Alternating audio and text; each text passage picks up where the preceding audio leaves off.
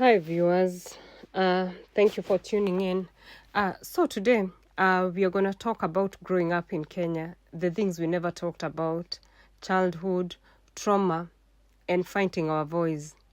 So, there's some things you only understand when you look back at your childhood as an adult.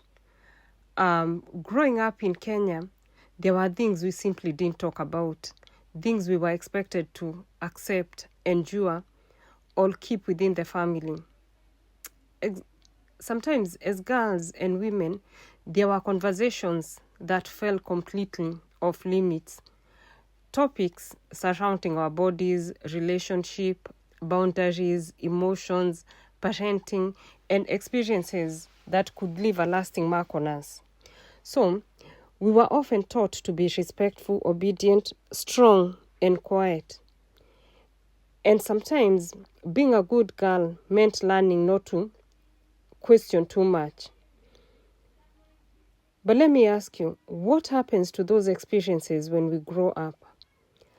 How do things we experienced as children shape the way we parent?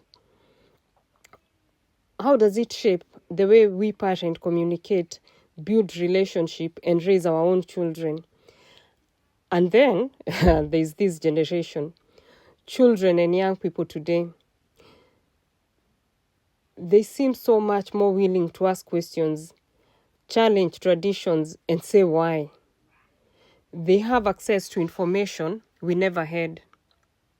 They speak openly about mental health, boundaries, identity, and emotions. Hey, this generation, I tell you, they are bold, they are fearless. And sometimes, actually, they have no filter. And honestly, I've mixed feelings about it. Part of me thinks we would never have dared to speak like that. But another part of me wonders whether this is exactly what we needed. A generation that feels able to speak about things that previous generation were taught to be silent. Let me ask, does being more outspoken mean they have lost respect? Or are they simply learning that respect doesn't require silence? So in this vlog, I want to have an honest conversation about childhood, growing up in Kenya, the experiences we carried silently, and how those experiences can influence us now as adults.